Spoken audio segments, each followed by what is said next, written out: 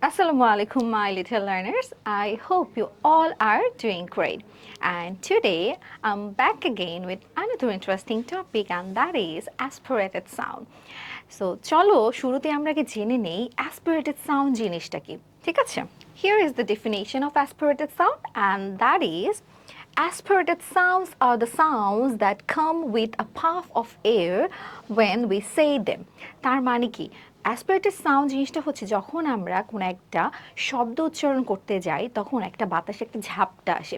এই যে এই ঝাপটাটা আসে যেই শব্দগুলোর ক্ষেত্রে, যে লেটারগুলোর ক্ষেত্রে, সেগুলোই হচ্ছে কিন্তু আমাদের aspirated letters. Okay, there are 5 aspirated letters and those are P, T, C, K and Q.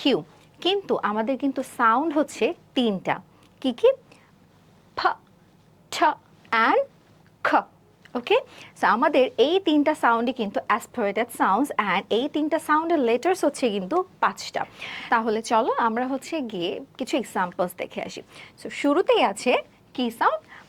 প সাউন্ড। ওকে, যেটা লেটার কি? P, P, and the sound is প। Fan, fan. যখন আমরা এই যে ফ্যান বলছি তখন কিন্তু আমাদের একটা বাতাসের ঝাপটা আসছে, কিন্তু আমরা কি করি? আমরা বলি পেন।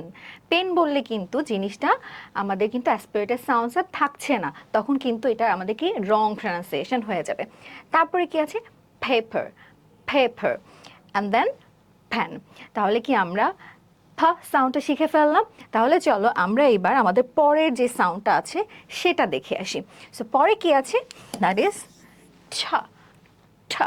ওকে, সো এটার লেটারটা কি? এটা হচ্ছে T, T. Okay, for example tiger, tiger. তারপরে কি? Truck, truck, and then turtle. এই সবগুলোই কিন্তু আমার কোন লেটার দিয়ে স্টার্ট হয়েছে? স্টার্ট হয়েছে কিন্তু আমাদের টি লেটার দিয়ে, কিন্তু what is the sound? Sound হচ্ছে কিন্তু ঠ।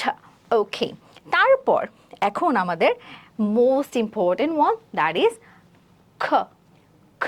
ওকে, সো এই যে আমাদের কি সাউন্ড হচ্ছে খ, কিন্তু আমাদের লেটার কি দেখতে পাচ্ছি? আমরা তিনটা লেটার দেখতে পাচ্ছি, তাই না? এই তিনটা লেটারই কিন্তু আমাদেরকে কি করছে? আমাদের এই খ সাউন্ডটাকে রিপ্রেজেন্ট করছে।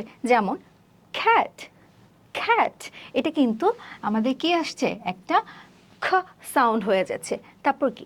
খাইট, খাইট, অ্যান্ড দেন কুইন। এই যে সবগুলো যখন বললাম তখনই কিন্তু একটা বাতাসে কিন্তু ঝাপটা একটা বের হয়েছে, একটা ধাক্কা লেগেছে, তাই না? তো আমরা কিন্তু এইভাবে কিন্তু প্র্যাকটিস করতে পারি। এবং ফর ইউর বেটারমেন্ট আপনারা যখন এই যে এই অ্যাসপিরেটেড লেটার্সগুলো প্র্যাকটিস করবেন তখন কি করবেন? তখন একটা পেপার নিয়ে নেবেন, অথবা কোনো একটা টিস্যু যেটা একদম পাতলা, একদম সামনে ধরে যখন বলবেন তখনই দেখতে পারবেন আপনার এই পেপারটা কিন্তু নড়ে যাচ্ছে।